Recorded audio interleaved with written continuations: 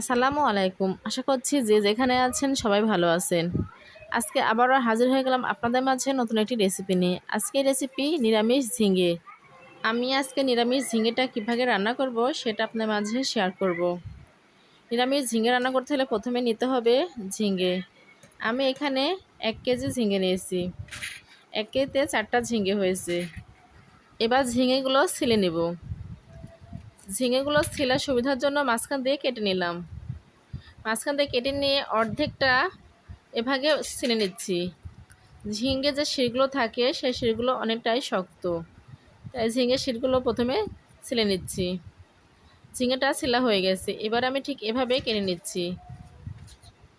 আমি এভাবে টুকরো করে ঝিঙেগুলো কেটে নিলাম। এভাবে আমি সবগুলো ঝিঙে কেটে নেব। সবগুলো ঝিঙে ছিলে একই প্রসেস করে আমি কেটে নিলাম।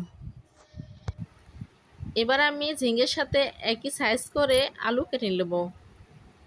এখানে আমি 2টা মাঝারি সাইজের আলু নিয়েছি। আলুটা ঠিক আমি একই সাইজ করে কেটে নিলাম। এবার আমি রান্নার জন্য চুলাতে একটা কড়াই বসিয়ে দিলাম। তার মধ্যে দিয়ে দিলাম তেল। তেলটা গরম হয়ে গেলে এর মধ্যে দিব সামান্য হলুদের গুঁড়া। এখানে আমি একদম সামান্য হলুদের গুঁড়া ব্যবহার করলাম। তার মধ্যে দিয়ে দেব কুমড়া বড়ি। আমি এখানে নিরামিষ রান্না করব, সেজন্য কুমড়া বড়িটা ভেজে নেব। এভাবে নাড়াচাড়া করে কুমড়া বড়িটা আমি ভেজে নেব। কুমড়া বড়িটা ভাজা শেষ, এবার উঠিয়ে নেব। কুমড়া বড়ি দিয়ে নিরামিষটা রান্না করলে খেতে বেশি ভালো লাগে, সেজন্য আমি কুমড়া বড়িটাই নিরামিষের মধ্যে ব্যবহার করব।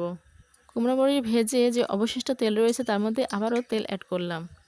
তেলের মধ্যে এবার দিয়ে দিলাম 3টা শুকনো মরিচ। তার সঙ্গে দেব 1 চামচের মতো কালিজিরা। এখানে আমি 4 চামচের 1 চামচ কালো জিরা ব্যবহার করলাম।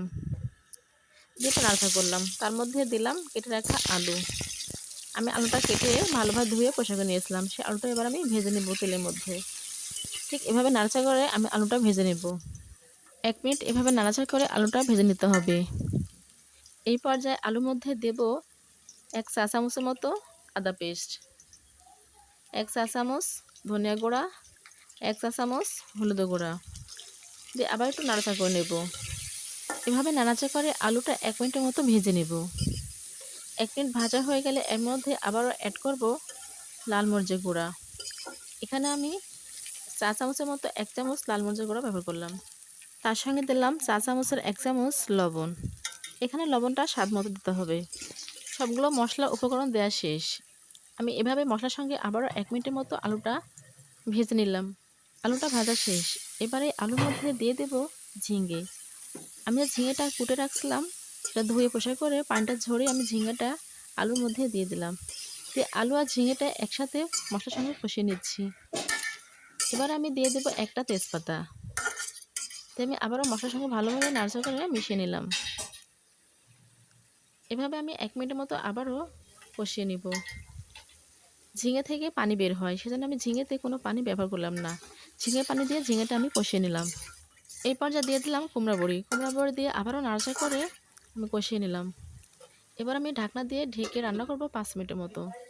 5 মিনিট পর ঢাকনা উঠিয়ে নিলাম। দিয়ে আবারও নাড়াচাড়া করে দেব।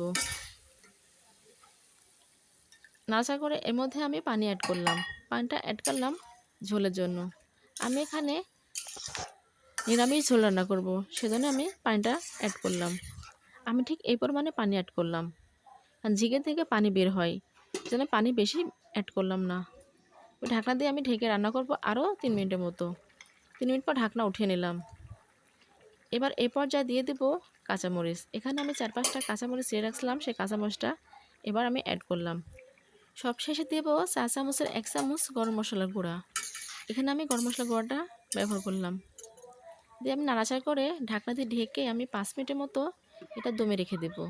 5 মিনিট পর আমি ঝিঙেটা পরিবেশন করলাম। আমি ঠিক এভাবে ঝিঙেটা রান্না করলাম। আমি মনে করি আমার আজকে নিরামিষ ঝিঙে রান্নার রেসিপিটা আপনাদের ভালো লাগবে। ভালো লাগলে লাইক, কমেন্ট, শেয়ার এবং সাবস্ক্রাইব করবেন। সাবস্ক্রাইব করে আমার চ্যানেলের সঙ্গে থাকবেন। আমি যেন আবারও নতুন নতুন রেসিপি নিয়ে আপনাদের মাঝে হাজির হতে পারি। আমার আজকে নিরামিষ ঝিঙেটা কেমন হয়েছে আমাকে কমেন্ট করে জানাবেন। যে যেখানে আছেন সবাই ভালো থাকবেন, সুস্থ থাকবেন। সবার সুস্বাস্থ্য কামনা করে আজকের মতো বিদায় নিচ্ছি। আবারও হাজির হয়ে যাব অন্য কোনো দিন নতুন কোনো রেসিপি নিয়ে। আল্লাহ হাফেজ।